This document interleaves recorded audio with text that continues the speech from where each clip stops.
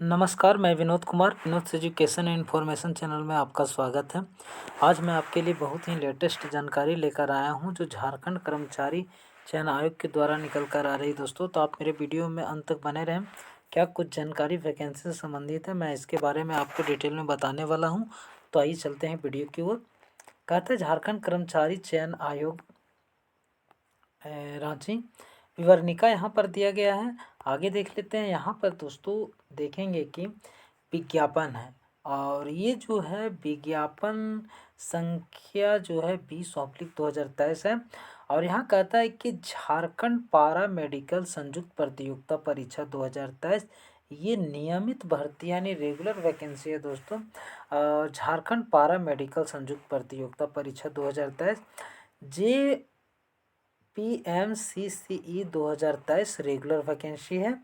अब आइए देखते हैं इसके डिटेल। अब यहाँ पर दोस्तों यहाँ पर जो आमंत्रित किया गया है एप्लीकेशन, यहाँ पर कहता है कि कार्मिक प्रशासनिक सुधार तथा राजभाषा विभाग झारखंड सरकार के पत्र संख्या इतना दिया गया है। और ये जो है आपको 11/9/2023 द्वारा स्वास्थ्य चिकित्सा शिक्षा एवं परिवार कल्याण राज्य के द्वारा पत्रांक दिया गया है। और ठीक है, अब यहाँ पर कहता है कि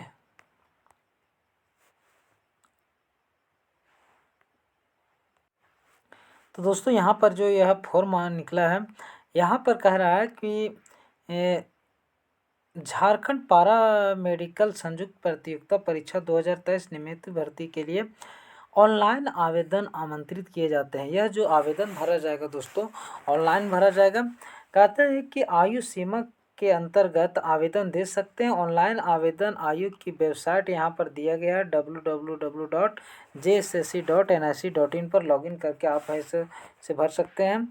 यहाँ पर देख लेंगे परीक्षा शुल्क जो है 100 रुपया है। और वैसे कैंडिडेट जो झारखंड के अनुसूचित जाति और जनजाति में आते हैं उन्हें जो है 50 रुपया का फी देना, बाकी बात के लिए जो है 100 रुपया फ़ी है।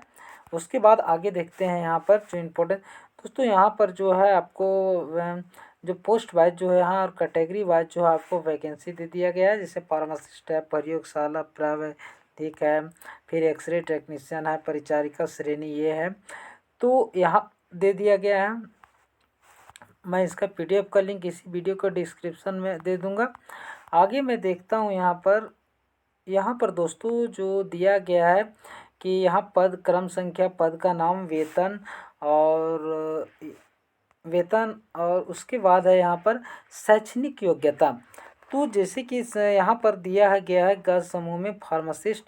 तो यहाँ पर आपको जो है पे लेवल उसका क्या है और आपका पेमेंट कितना रहेगा सो भी यहाँ पर दे दिया गया है। और उसके लिए योग्यता क्या होनी चाहिए, तो मान्यता प्राप्त संस्थान से 10वीं मैट्रिक या 10+2 या ISC उत्तीर्ण होनी चाहिए, ISC उत्तीर्ण होनी चाहिए। और तकनीकी योग्यता यहाँ पर दे दिया गया है। उसके बाद यहाँ पर और शर्त दिया गया है। तो उसके बाद यहाँ पर प्रयोगशाला प्रावैधिक का है, इसका भी दिया गया है। फिर एक्सरे तकनीशियन का दिया गया है। और फिर आपका जो है परिचारिका यहाँ दिया गया है। जैसे दोस्तों यहाँ पर परिचारिका श्रेणी ये समूह ख में है, इसका इतना जो है पे लेवल रहेगा। और यहाँ पर कहता है कि शैक्षणिक योग्यता में मान्यता प्राप्त संस्थान से 10+2 ISC उत्तीर्ण होना चाहिए। उसमें जो यहाँ पर दे दिया है फिजिक्स, केमिस्ट्री, बायो। और तकनीशियन में कहता है तकनीकी योग्यता में कि 3 वर्ष 6 माह का GNM जनरल नर्सिंग मिडवाइफरी प्रशिक्षण उत्तीर्ण होना चाहिए। अन्य शर्त में कहता है कि झारखंड नर्सिंग काउंसिल से निबंधित होना जो है आवश्यक है। आगे देखते हैं जो यहाँ पर और देखते हैं क्या दिया गया इम्पोर्टेंस।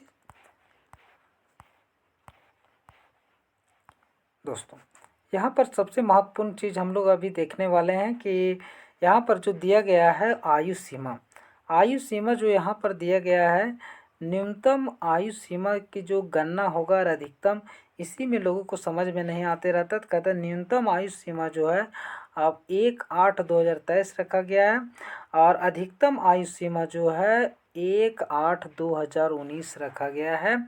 और न्यूनतम आयु सीमा जो है 18 वर्ष रखा गया है। उसके बाद यहाँ पर कैटेगरी वाइज जो दिया गया है, अनारक्षित एवं आर्थिक कमजोर वर्ग वाले के लिए 35 वर्ष है। अत्यंत पिछड़ा वर्ग जो अनुसूची 1 में आते हैं, पिछड़ा वर्ग जो अनुसूची 2 में आते हैं, उनके लिए 37 वर्ष। और महिला चाहे अनारक्षित में आती हो, अनुसूचित पिछड़ा वर्ग या अत्यंत पिछड़ा वर्ग में आती है, उसके लिए जो 38 वर्ष रखा गया है। और ध्यान देंगे दोस्तों, यहाँ पर कन्फ्यूजन होते रहता है। अनुसूचित जाति, अनुसूचित जनजाति, चाहे महिला हो या पुरुष, उनके लिए 40 वर्ष अलग से रखा गया। ये जो महिला जो ये दिया गया है उसमें आ जाएंगे अनारक्षित, और जो BC1 BC2 के जो आते हैं वो महिला वो आ जाएंगे। और जो अनुसूचित जाति और जनजाति से आते हैं, चाहे पुरुष हो या स्त्री, उनके लिए जो है 40 वर्ष रखा गया है। आगे देखेंगे इम्पोर्टेंस। और अब यहाँ पर जो दिया गया है, स्थानीय निवासी प्रमाण पत्र कब कब लगेगा, तो यहाँ पर कहता है कि आरक्षण का दावा करने वाले अभ्यर्थियों को कार्मिक प्रशासनिक सुधार तथा राजभाषा विभाग का पत्रांक जो दिया गया है 2/6/2016 द्वारा निर्धारित अनुमंडल पदाधिकारी स्तर से दिनांक 2/6/2016 तथा इसके पश्चात निर्गत स्थानीय निवासी प्रमाण पत्र मान्य होगा। अरे आपका अनुमंडल स्तर का है, और यदि 2/6/2016 या 2/6/2016 के बाद का है तो वह जो है मान्य होगा। अगर अनुमंडल स्तर का नहीं है तो उसके अथवा में क्या दिया है, यहाँ पर कहता है कि 19/7 द्वारा निर्धारित प्रपत्र में 19/7/2019 को तथा उसके पश्चात अंचलाधिकारी के स्तर से निर्गत स्थानीय निवासी प्रमाण पत्र। आपका अनुमंडल स्तर का नहीं बना है तो कोई दिक्कत नहीं, लेकिन आपको यहाँ पर अंचलाधिकारी स्तर का है यानी ब्लॉक लेवल का है, तो 19/7/2019 या 19/7/2019 के बाद का होना चाहिए, तब चल जाएगा। उसके बाद यहाँ पर कहता है कि 19/7/2019 के पूर्व अंचलाधिकारी से निर्गत निवासी प्रमाण पत्र मान्य नहीं होगा। अगर 19/7/2019 के पहले का अंचलाधिकारी स्तर का है, ब्लॉक लेवल का है आपको, तो वो जो है मान्य नहीं होगा। अगला यहाँ कंडीशन दिया है कि दिनांक 2/6/2016 के पूर्व किसी भी स्तर से निर्गत स्थानीय निवासी प्रमाण पत्र मान्य नहीं होगा। अब आगे देख लेते हैं जाति प्रमाण पत्र। जाति प्रमाण पत्र लोगों को कन्फ्यूजन होते रहता है। कहता है झारखंड राज्य के अनुसूचित जाति अनुसूचित जनजाति के संदर्भ में जिला अनुमंडल के उपायुक्त अनुमंडल पदाधिकारी के स्तर से निर्गत जाति प्रमाण पत्र जो है मान्य होगा। यानी आपका जिला लेवल का भी चलेगा, अनुमंडल के उपायुक्त जो है उनसे भी चलेगा, और अनुमंडल पदाधिकारी स्तर से निर्गत है तो वो भी चलेगा। अगर ये नहीं है तो अथवा में क्या दिया है कि कहता है कि 25/2/2019 द्वारा निर्धारित प्रपत्र में दिनांक 25/2/2019 को अथवा उसके पश्चात अंचलाधिकारी के स्तर निर्गत जाति प्रमाण पत्र जो है ये मान्य होगा, जो परिशिष्ट 4 पर आधारित है। उसके बाद और क्या दिया है कि यहाँ पर 10/5/2023 द्वारा यथा संशोधित मानक प्रपत्र में दिनांक 10/5/2023 को अथवा उसके पश्चात निर्गत अंचलाधिकारी से अन्यून के स्तर पर निर्गत जाति प्रमाण पत्र जिसका मानक प्रपत्र यहाँ 3 आधारित दिया हुआ है दोस्तों। और ये जो डेट दिया गया है वर्ग वाले लोग के लिए। और देख लेते हैं इम्पोर्टेंस। यहाँ पर जानेंगे कि यहाँ पर जो यहाँ डेट जो है रजिस्ट्रेशन का कब शुरू होगा, तो कहता है रजिस्ट्रेशन यानी फॉर्म भरना जो शुरू किया जाएगा सूचना दर्ज करने हेतु यहाँ पर 23/1/2024 से 22/2/2024 तक जो है आप इस फॉर्म को ऑनलाइन भर सकते हैं। परीक्षा शुल्क भुगतान करने के लिए दिनांक 26/2/2024 रखा गया है। फोटो एवं हस्ताक्षर जो अपलोड और प्रिंट आउट जो फॉर्म का लेना है वो 28/2/2023 है। उसके बाद जो है अगर आप फॉर्म भरते हैं किसी तरह का उसमें त्रुटि हो जाती है, अगर संशोधन करना चाहते हैं आप, तो उसके लिए अलग से लिंक उपलब्ध कराया जाएगा। तो 1 मार्च 2024 से 3 मार्च 2024 होगा। आगे देखते हैं और क्या दिया। देखिए दोस्तों, यहाँ पर परीक्षा का स्वरूप, कोई भी एग्ज़ाम को निकालने के लिए परीक्षा का स्वरूप क्या है उसका पैटर्न जानना जरूरी है। तो यहाँ पर जो आपका एग्ज़ाम लिया जाएगा वो मार्क बेस्ड लिया जाएगा। यहाँ पर कहता है आयोग द्वारा OMR कंप्यूटर आधारित परीक्षा ली जाएगी तथा किसी विषय की परीक्षा यदि विभिन्न समूहों में लिया जाता है तो अभ्यर्थियों का प्राप्तांक का नॉर्मलाइज किया जाएगा, यानी अलग अलग डेट में लिया जाएगा तो आपका जो प्राप्तांक होगा उसका जो है नॉर्मलाइज किया जाएगा और नॉर्मलाइज अंक ही आपको जो है उसी के आधार पर ये रिजल्ट आएगा आपका। अब यहाँ पर कहता है कि परीक्षा एक ही चरण में लिया जाएगा। अब यहाँ पर कहता है कि परीक्षा के सभी प्रश्न वस्तुनिष्ठ यानी ऑब्जेक्टिव होंगे, बहुविकल्पीय उत्तरयुक्त होंगे। लिखित परीक्षा में प्रत्येक सही उत्तर के लिए 1 अंक प्रदान किया जाएगा, यानी अगर आप एक सही करते हैं तो आपको 1 ही अंक मिलेगा। परीक्षा में ऋणात्मक यानी नेगेटिव अंक का प्रावधान नहीं है, यानी परीक्षा में आपका जो है नेगेटिव अंक नहीं मिलेंगे। गलत अर्थात गलत उत्तर के लिए कोई अंक की कटौती नहीं। अगर आपका आंसर गलत हो जाता है तो कोई अंक नहीं काटा जाएगा, लेकिन अगर सही होता है तो उसके लिए 1 मार्क्स जरूर मिलेंगे। उसके बाद आगे देखते हैं यहाँ पर क्या दिया है।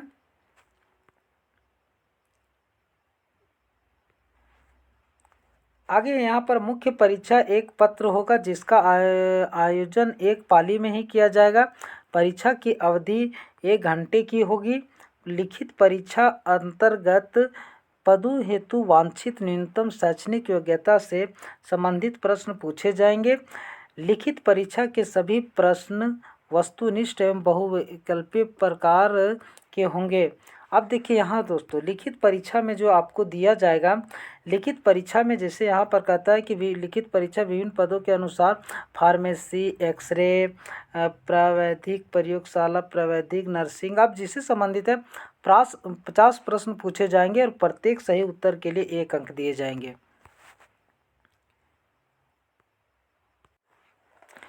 दोस्तों यहाँ पर सबसे महत्वपूर्ण चीज़ दिया जो गया है, मैं आपको बताना चाहूँगा कि यहाँ पर तकनीकी योग्यता से संबंधित उत्तीर्णता और प्रशिक्षण के लिए जो है आपको अंक मिलेंगे। जैसे जो आपको यहाँ पर दिया थोड़ा सा दिखा देना चाहेंगे। कहता है कि तकनीकी योग्यता जैसे आप फार्मेसी, एक्सरे, प्रावैधिकी प्रयोगशाला, नर्सिंग ये सब किए हैं तो उसके लिए भी इसमें अंक का प्रावधान किया गया है। जैसे यहाँ पर दिया गया है कि 60% या उससे ऊपर या समकक्ष ग्रेड का है तो 10 अंक मिलेंगे। 60% से कम तथा 45% तक है उसके तो उसके लिए 7 अंक, और 45% से कम है तो उसके लिए जो 5 अंक। उसी तरह शैक्षणिक योग्यता के आधार पर दिया गया है। जैसे 60% है या उससे ऊपर है तो उसके लिए 20 अंक, 60% से कम तथा 45% तक अथवा उस समकक्ष ग्रेड है तो 15, और 45 से नीचे है तो आपको जो 10 अंक दिए जाएंगे। उसी तरीके से यहाँ पर 10+2 के लिए है कि 60 रहेगा या उससे ऊपर तो 20 अंक, 60 या उससे ही रहेगा तो आपको 15 अंक, और 45 से कम रहेगा तो आपको 10 अंक जो है दिए जाएंगे। दोस्तों तो कुछ ये जानकारी था। इसका जो PDF का लिंक है मैं इसी वीडियो के डिस्क्रिप्शन बॉक्स में दे दूंगा, जहां से आप आसानी से डाउनलोड कर सकते हैं। दोस्तों इस वीडियो PDF काफ़ी लंबा है और आपको जो टेक्नीशियन वाला पढ़ना है इसके PDF के लास्ट में दिया हुआ है। अगर आपको डाउनलोड करने में या समझने में किसी तरह का प्रॉब्लम हो रही है तो आप मुझे कमेंट कर सकते हैं और मैं उसका PDF उस पेज का PDF हम बना के मैं इसी वीडियो के डिस्क्रिप्शन बॉक्स में आप उसका लिंक दे दूंगा, जहां से आप आसानी से डाउनलोड कर सकते हैं। दोस्तों उम्मीद करते हैं ये वीडियो आपको पसंद आया होगा। मेरे इस वीडियो को लाइक करें, ज़्यादा से ज़्यादा शेयर करें, साथ ही मेरे चैनल को सब्सक्राइब कर लें। धन्यवाद।